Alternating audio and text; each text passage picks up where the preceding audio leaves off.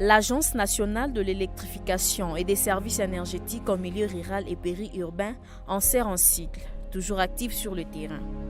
Une mission conduite par l'ingénieur Damien Twambilangana a séjourné fin novembre 2021 dans la province de Lomami. Objectif: visiter et répertorier des potentiels sites pouvant héberger des centrales hydroélectriques. Ceci dans la perspective de la production de l'énergie au bénéfice de la population locale. À peine posées les valises, l'équipe s'est mise à l'ouvrage. Il faudrait préparer, dans le moindre détail, la descente sur terrain le lendemain. À tout seigneur, tout honneur. Sitôt arrivé, le coordinateur de ANSERPOL du Grand Kasaï et toute son équipe rencontrent le gouverneur de province ad intérim Edouard Moulumba. D'abord pour les traditionnelles civilités, ensuite annoncer le but de la visite. 2 sites sont principalement visés dans un premier temps. Nous sommes venus pour pouvoir continuer la visite des sites ici aux alentours de Cabinda, particulièrement sur la Loudimbi et la Lukashi. Pourquoi? Parce que ce sont des sites qui sont repris dans notre programme d'investissement prioritaire. Nous avons des partenaires techniques et financiers qui sont proposés effectivement pour ces sites-là. Le but, c'est de faire des mesures sur ces sites avec le matériel que nous avons, des drones. Et puis, le but, c'est aussi de faire une sorte d'enquête socio-économique pour voir à quoi servirait l'énergie qui sera produite effectivement.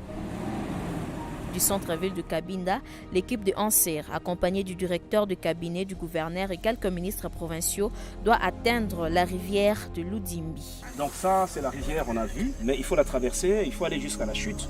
Ici, les données prélevées renseignent que c'est possible de produire plus ou moins 1 mégawatt.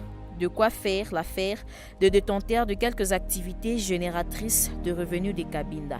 Ils n'ont que trop souffert en recourant pour les uns aux groupes électrogènes et pour les autres à l'énergie générée par le panneau solaire.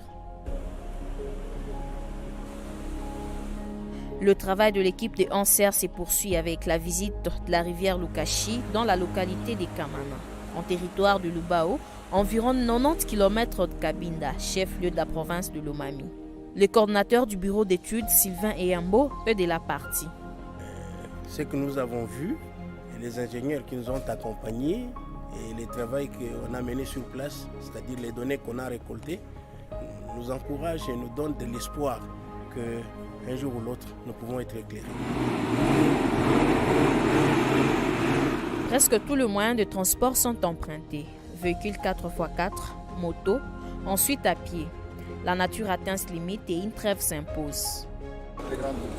Oui, mais ici c'est bon parce qu'il n'y a même pas de falaise. La chute sur Lukashi offre la possibilité de produire plus de mégawatts.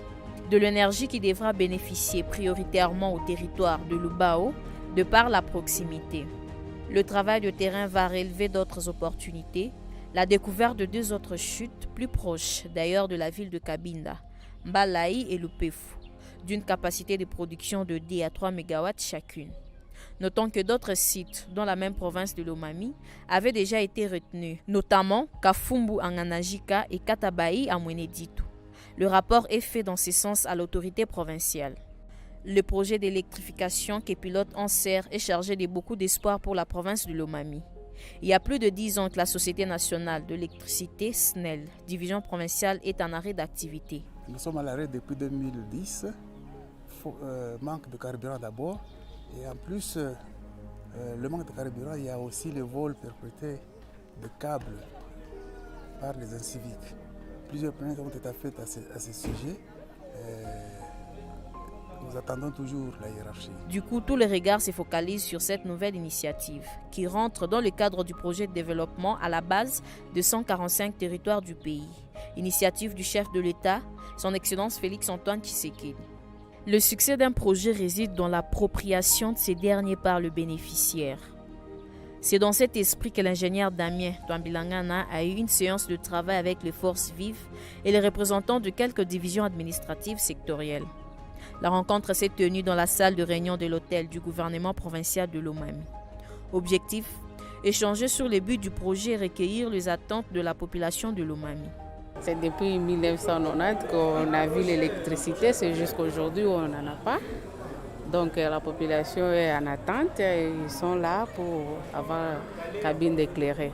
Nous avons un plan d'investissement, nous avons des moyens pour notre fonctionnement et nous sommes au carrefour de beaucoup d'autres partenariats qui peuvent apporter des solutions techniques et financières. Ici, moi je n'étais pas là avant, je considère que nous sommes dans une dynamique très sérieuse, nous sommes déterminés, nous voulons relever les défis et je pense vraiment que nous allons chasser les ténèbres parce que nous sommes dans un processus qui est sérieux, qui est soutenu en fait pour le faire. Maintenant, il faut aussi dire, parce que la question peut leur être retorquée aussi, qu'est-ce qui justifie que les investisseurs qui viennent, ils viennent et puis ils repartent? Est-ce qu'ils n'ont-ils pas rencontré une difficulté administrative? Tout à l'heure, en échangeant avec son Excellence, je lui ai dit, par exemple, qu'il y a des provinces où les investisseurs sont arrivés et qu'il fallait signer un document. Le document a pris 3 mois et ils sont partis. Vous voyez? Et maintenant, les gens se poseront des questions en se disant, mais tiens, ils sont venus et puis ils sont repartis. Mais en réalité, c'était une raison qui est interne. Nous avons sensibilisé au niveau de l'autorité locale, on a sensibilisé les forces vives pour que ces choses n'arrivent pas dans la province de Lomami et ça va vraiment aider à ce que les choses aillent vite. Et puis, il ne faudrait pas, nous avons aussi insisté sur le fait qu'il ne faut pas que les gens aient leur regard totalement braqué sur nous. Nous sommes en train de leur faire comprendre que la réussite ou l'échec de cette entreprise est une réussite ou un échec commun. Les missions qu'ils réalisent en serre dans le Congo profond ne sont toujours pas une partie de plaisir. Les trajets Mbujimayi-Cabinda n'est que d'environ 150 km, normalement réalisables en plus ou moins 2 heures du temps. Mais au regard de l'état de dégradation de la route nationale numéro 2, ces voyages est un véritable parcours de combattants. La pluie qui arrose la région n'a fait qu'empirer la situation. L'enlisement dans les bourbiers, contourner les obstacles en s'effrayant un passage dans la brousse d'à côté. Au bout de compte, il faudra aux chasseurs de ténèbres près de 10 heures de temps pour atteindre Mbujimayi, le point de départ de la mission.